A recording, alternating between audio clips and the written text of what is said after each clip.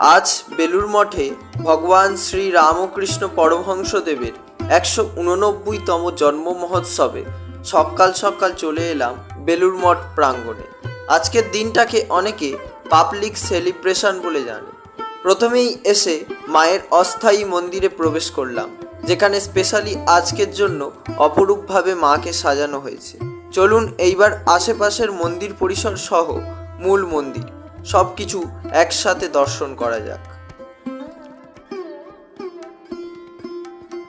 মাঝখানে প্রসাদ গ্রহণ করে নিলাম।